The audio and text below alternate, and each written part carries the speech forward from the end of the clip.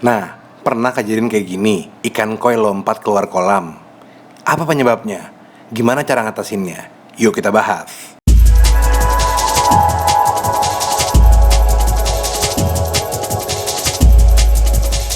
Ceria.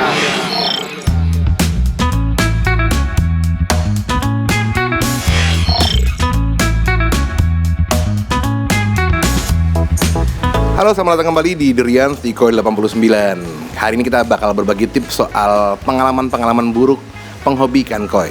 Nah, di tips kali ini gue mau ngebahas soal gimana sih dan apa sih penyebab ikan koi suka lompat keluar kolam. Kalau masih ketolong sih enak juga, tapi kadang-kadang suka nggak ketolong, alias kita nggak tahu. Karena CCTV kalaupun lu pasang itu nggak ada alarm. Yang ada cuman kalau kita kepo kapan lompatnya ya, bisa lihat CCTV, tapi nggak jelas kapan dia lompatnya, dan kita nemuinnya pasti udah mati biasanya. Nah, gue mau jelasin beberapa hal apa penyebab ikan koi itu bisa lompat, lalu gimana juga cara mengatasinya. Karena kita nih penghobi koi biasanya pasti sekali dua kali dalam setahun suka menghadapi kejadian seperti ini, ikan koi lompat dari kolam. Baik, kita sekarang mau ngomongin dulu penyebab-penyebabnya. Ada 5 penyebab yang gue tahu nih yang biasanya menyebabkan ikan koi melakukan lompat indah keluar kolam. Yang pertama ada ikan baru. Kalau ada ikan baru biasanya mereka tuh pasti agak stres. Makanya lihat aja di konten-konten gue cara menangani ikan baru. Dikarantina dulu, kolam yang lama diapain dan lain-lain. Ada di konten gue ya. Jadi jangan langsung masukin aja. Itu bisa bikin ikan stres, baik yang baru maupun yang lama. Bisa lompat keluar kolam. Yang kedua adalah parameter air. Parameter air yang buruk itu membuat ikan koi juga stres, dan akibatnya mereka akan lompat karena mereka udah nggak tahan lagi di dalam kehidupan kolam tersebut. Jadi parameter itu apa aja? Ya gini, kan kolam ini menghasilkan amoniak, nitrit, dan nitrat. Dari mana itu hasilnya? Dari feses, kotoran ikan, dari sisa pakan yang tersisa, dan lain-lain.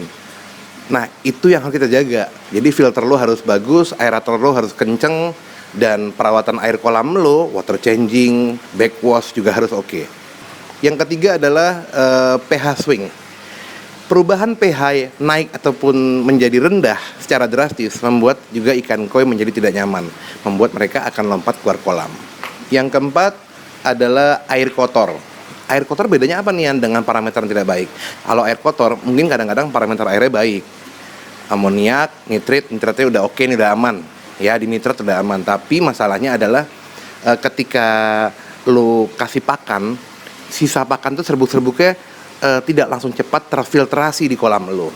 Berarti mungkin pipa bottom drain lo atau filter chamber lo yang kurang maksimal menyedot ataupun memfilternya. Jadinya sisa pakan tuh banyak. Ikan koi kalau ketemu kolam yang berserbuk atau berkotor, dia ngenas, kulitnya atau sisiknya juga jadi gatel. Itu menyebabkan mereka jadi risih dan mereka kira lompat keluar kolam. Makanya diperhatiin kekuatan filter chamber lu dengan media filternya, dan juga kekuatan pompa kolam yang digunakan untuk kolam lu harus mumpuni. Yang terakhir ini serangan parasit. Serangan parasit ini macam-macam ya. Ada yang fluk, ada yang kutu, ada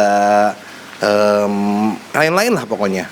Nah, kalau udah begini lebih baik jangan pakai feeling. Kalau lu lihat nggak kelihatan, nggak ada kutu tuh kayaknya, lebih baik diangkat ikannya satu-satu, taruh di baskom, lu periksain.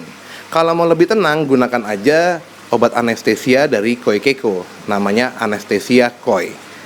Kalau kata gue sih itu oke banget, obatnya cukup aman dan cukup manjur buat ikan koi kita kalau kita mau periksa atau mau pengobatan yang membutuhkan mereka tenang, gitu ya.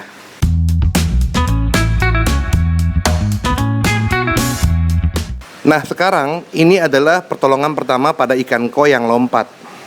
Kalau ikan lu kejadian sampai lompat juga akhirnya, entah karena apa yang terjadi di air kolam lu atau kolam lu, ini hal-hal yang harus kita lakukan nih. 1, bila ikan kotor, cuci dahulu atau masukkan ke baskom berisi air, lalu bilas, kita bersihin biar bekas-bekas pasir, tanah atau yang kotor lainnya hilang dari kulit atau badannya. Yang kedua, bila ada luka, obati dengan luka stop atau betadine atau obat penyembuh luka lainnya. Berikutnya, angkat dan jangan masukkan ke kolam langsung, tapi langsung masukkan ke bak karantina alias di karantina ya, dengan syarat diberikan aerator yang kencang dan garam ikan sesuai dosis. Berikutnya, langsung observasi. Selanjutnya, bila dalam beberapa hari ke depan muncul parasit, jamur, borok, dan lain-lain, tingkatkan pengobatan tidak hanya menggunakan garam ikan nih teman-teman. Kita udah mulai nih, oke, ini timbul penyakit nih. Mulai gunakan obat ikan koi sesuai penyakit yang dideritanya ya. Yang terakhir, ingat, setelah lompat tuh ikan, minimal waktu karantina 7 hari dengan syarat 3 hari pertama menggunakan hanya garam ikan sambil mengobservasi koi tadi yang seperti gue sudah sebut. Gitu ya.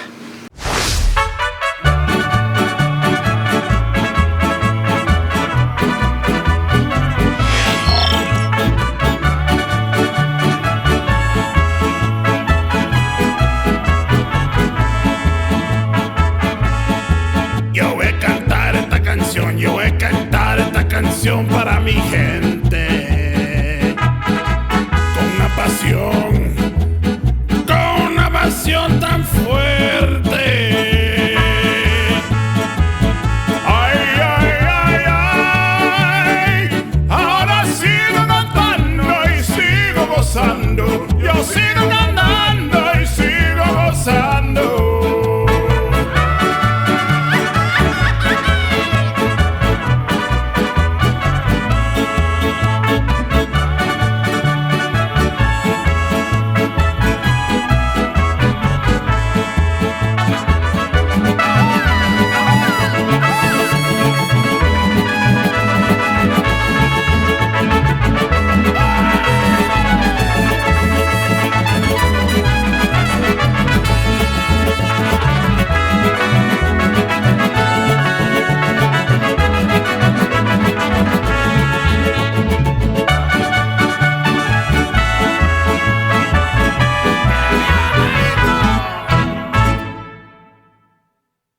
Nah, ini sekarang tips gimana caranya membuat ikan koi lu tidak melompat keluar kolam, atau seenggaknya kalau mereka lompat lu nggak kecolongan.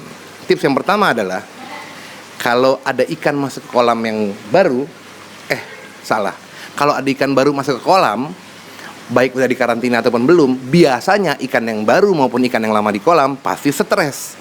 Karena, hey, ada siapa ini? Aku tidak kenal, stres. Kayak kita lah kalau ketemu orang baru kan agak-agak canggung, stres, keringat dingin gitu ya. Nah, koi juga begitu.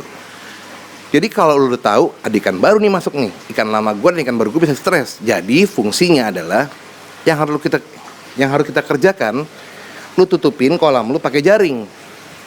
Atau lu kasih kayak agak sedikit pagar dari jaring juga di pinggir-pinggir kolam. Karena biasanya penyakitnya ikan koi kalau ada ikan baru ataupun ada sesuatu yang baru di kolamnya, pasti mereka stres dan pasti maunya lompat keluar kolam. Itu udah biasa dengan ikan koi.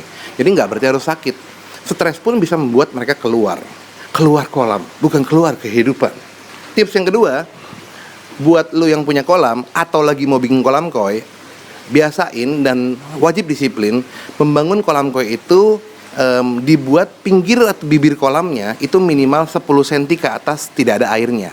Jadi semacam pagar untuk ikan koi.